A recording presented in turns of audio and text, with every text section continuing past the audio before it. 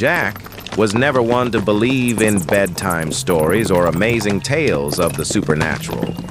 Ghosts, curses, and night legends were just campfire stories, right? But one place always gave him the creeps: the abandoned mine on the outskirts of town.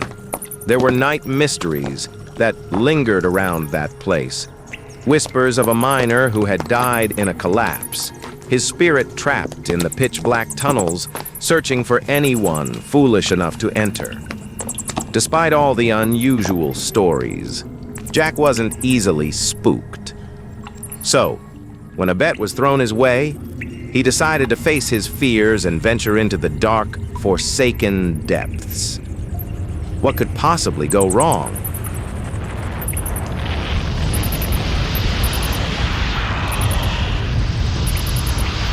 As Jack approached the mine, the air thickened, growing dense with a sense of foreboding, like the night itself was urging him to turn back. The branches of the nearby trees creaked and groaned, as if whispering, "Leaf!" But Jack only smirked and pushed open the massive, rusted door of the mine, its hinges groaning in protest, as if they hadn't moved in years. The night swallowed him whole as he stepped inside, the darkness like the maw of some fantastic beast.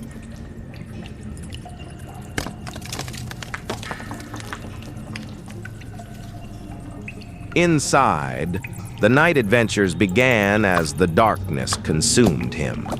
Ahead lay a long corridor, the walls occasionally marked with strange symbols carved into the rock. "It's all just fascinating stories," Jack muttered to himself, but his voice echoed back in a way that made his own words seem almost sinister. The echoes sounded wrong, distorted, as if the night itself was playing tricks on him. "You shouldn't have come here." The voice was a whisper, yet it pierced the silence like a dagger. Jack froze. "Who's there?" he shouted, but only the echoes answered, their tone eerily mocking. His heart pounded in his chest, yet his mind insisted, "There's no one here but you."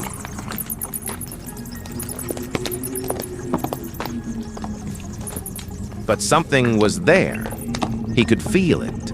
Something was watching him from the shadows, like the cold breath of the night touching the back of his neck. Jack took a step forward and something crunched beneath his foot. Rocks? No. Bones. He looked down to see the decomposed remains of miners. "Damn," he whispered. But the fear was already starting to gnaw at the edges of his sanity. "Leave while you still can," the voice whispered again, this time more insistent. But now it didn't seem so foreign to Jack. There was something familiar in it, something almost comforting. Suddenly, the walls seemed to close in on him, pressing down from all sides. Jack began to run, but every step only led him deeper into the labyrinth of the mine. It felt like he had been running for hours when he finally collapsed to his knees, clutching his head in his hands. "Boss, Atosa, I know you're here. Show yourself!" he screamed, but immediately regretted it. Silence.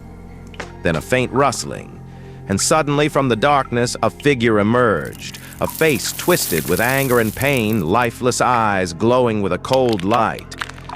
You're the miner?" Jack couldn't believe his eyes.